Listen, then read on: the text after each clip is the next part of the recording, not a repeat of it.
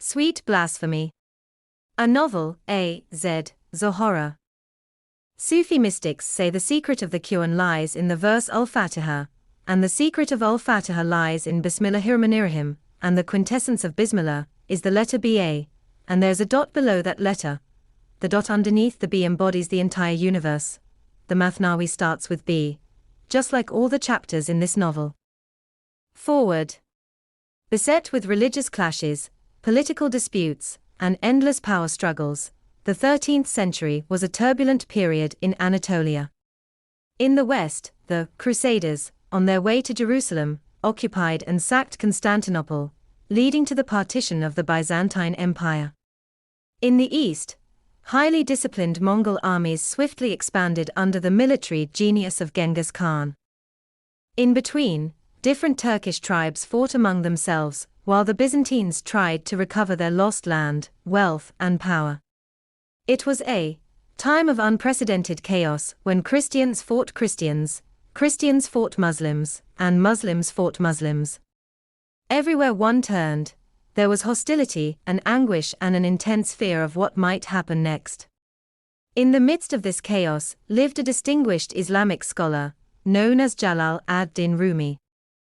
Nicknamed Maulana, our master, by many, he had thousands of disciples and admirers from all over the region and beyond, and was regarded as a beacon to all Muslims. In 1244, Rumi met Shams, a wandering dervish with unconventional ways and heretical proclamations. Their encounter altered both their lives. At the same time, it marked the beginning of a solid, unique friendship that Sufis in the centuries to follow likened to the union of two oceans. By meeting this exceptional companion, Rumi was transformed from a mainstream cleric to a committed mystic, passionate poet, advocate of love, and originator of the ecstatic dance of the whirling dervishes, daring to break free of all conventional rules. In an age of deeply embedded bigotries and clashes, he stood for a universal spirituality, opening his doors to people of all backgrounds. Instead of an outer-oriented jihad, defined as the war against infidels and carried out by many in those days just as in the present, Rumi stood up for an inner-oriented jihad where the aim was to struggle against and ultimately prevail over one's ego, nafs. Not all people welcomed these ideas, however, just as not all people opened their hearts to love. The powerful spiritual bond between Shams and Rumi became the target of rumor, slander, and attack. They were misunderstood, envied, vilified, and ultimately betrayed by those closest to them. 3 years after they met, they were tragically separated, but the story didn't end there. In truth, there never was an end. Almost 800 years later, the spirits of Shams and Rumi are still alive today, whirling amid us somewhere. The Killer.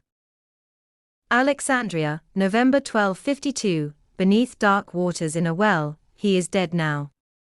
Yet his eyes follow me wherever I go, bright and imposing, like two dark stars ominously hanging in the sky above. I came to Alexandria hoping that if I traveled far enough, I could escape this piercing memory and stop the wail echoing inside my mind, that very last cry he gave out before his face drained of blood, his eyes bulged out, and his throat closed in an unfinished gasp, the farewell of a stabbed man. The howl of a trapped wolf. When you kill someone, something from that person passes to you, a sigh, a smell, or a gesture. I call it the curse of the victim. It clings to your body and seeps into your skin, going all the way into your heart, and thus continues to live within you. People who see me on the street have no way of knowing this, but I carry with me the traces of all the men I have killed. I wear them around my neck like invisible necklaces, feeling their presence against my flesh, tight and heavy. Uncomfortable though it feels, I have gotten used to living with this burden, and have accepted it as part of my job. Ever since Cain slew Abel, in every murderer breathes the man he murdered, that much I know. It doesn't disturb me. Not anymore. But then why was I shaken so badly after that last incident? Everything was different this time, right from the start. Take the way I found the job, for instance. Or should I say instead the way the job found me? Early in the spring of 1248, I was working for a brothel patron in Konya, a hermaphrodite famous for her anger and wrath. My task was to help her to keep the harlots under control and intimidate the customers who didn't behave. I remember the day vividly. I was hunting a harlot who had escaped the brothel to find God. She was a beautiful young woman, which sort of broke my heart, because when I caught up with her, I was going to ruin her face so bad that no man would ever want to look at her again. I was this close to catching the stupid woman when I found a mysterious letter on my doorsill. I had never learned how to read, so I took it to the madrasa, where I paid a student to read it for me. It turned out to be an anonymous letter signed by a few true believers. "We have heard from a reliable source where you came from and who you really were," the letter said, a former member of the assassins. "We also know that after the death of Hassan Sabbah and the incarceration of your leaders, the order is not what it used to be. You came to Konya to escape persecution, and you have been under disguise ever since." The letter said that my services were urgently needed on a matter of great importance. It assured me that payment would be satisfactory. If interested, I was to appear in a well-known tavern that evening after dark. Once there, I had to sit at the table closest to the window, my back to the door, my head bowed down, and my eyes fixed on the floor. I would soon be joined by the person or persons who would hire me. They were going to give me all the information I needed to know.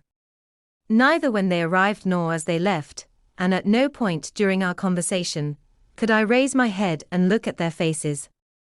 It was a strange letter. But then again, I was used to dealing with the whims of clients. Over the years, I had been hired by all sorts of people, and most of them wished to keep their names secret. Experience had taught me that, more often than not, the more strongly a client strived to hide his identity, the closer he happened to be to his victim, but that was none of my business. My task was to kill, not to inquire into the reasons behind my assignment. Ever since I left Alamet years ago, this had been the life I chose for myself. I seldom ask questions anyway. Why would I? Most folks I know have at least one person they want to get rid of. The fact that they don't do anything about it doesn't necessarily mean they are immune to the desire to kill. In fact, everyone has it in him to kill someday. People don't get that until it happens to them. They think of themselves as incapable of murder. But it is just a matter of coincidence. Sometimes even a gesture is enough to inflame their tempers. A deliberate misunderstanding, a squabble over nothing, or simply being at the wrong place at the wrong time, can bring out a destructive streak in people who are otherwise good and decent fellows. Anyone can kill. But not everyone can kill a stranger in cold blood. That is where I enter the picture. I did the dirty work of others. Even God recognized the need for someone like me in his holy scheme, when he appointed Azrael the archangel of death to terminate lives. In this way human beings feared, cursed, and hated the angel while his hands remained clean and his name unblemished. It wasn't fair to the angel. But then again, this world was not known for its justice, was it? When darkness settled, I went to the tavern. The table by the window happened to be occupied by a scar-faced man, who seemed to be in deep sleep. It occurred to me to wake him up and tell him to go somewhere else, but with drunks you never knew how they would react, and I had to be careful not to draw too much attention to myself. So I sat at the next available table, facing the window. Before long, two men arrived. They sat on either side of me so as not to show their faces.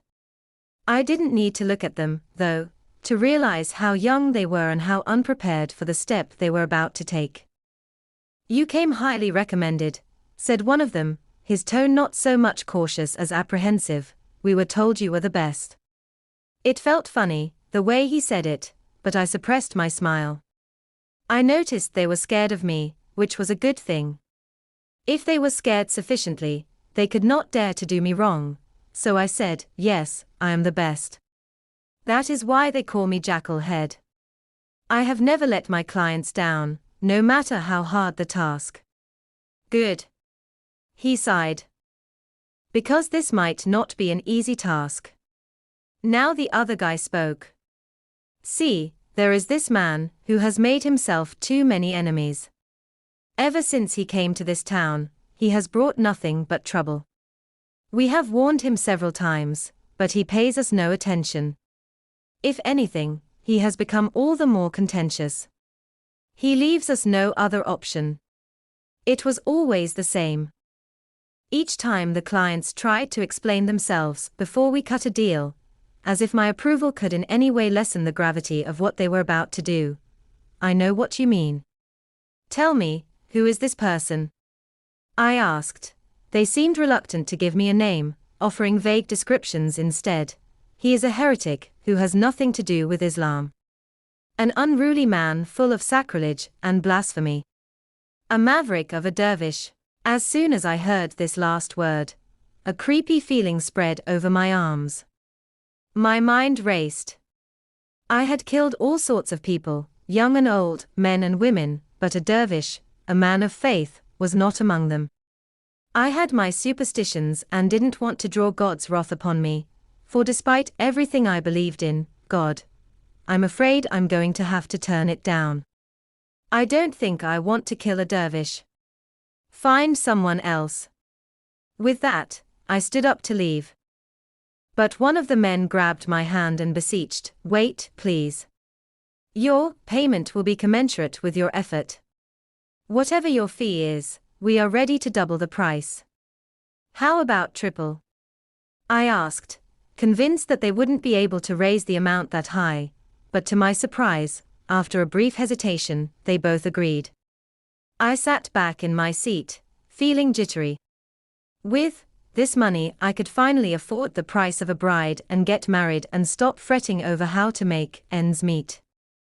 Dervish or not, anyone was worth killing for this amount.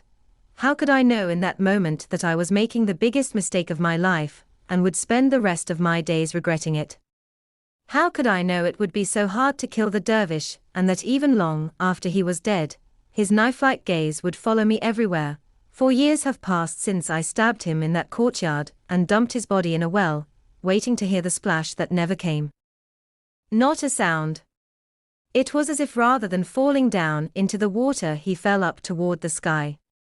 I still cannot sleep without having nightmares, and if I look at water, any source of water, for more than a few seconds, a cold horror grips my whole body and I throw up.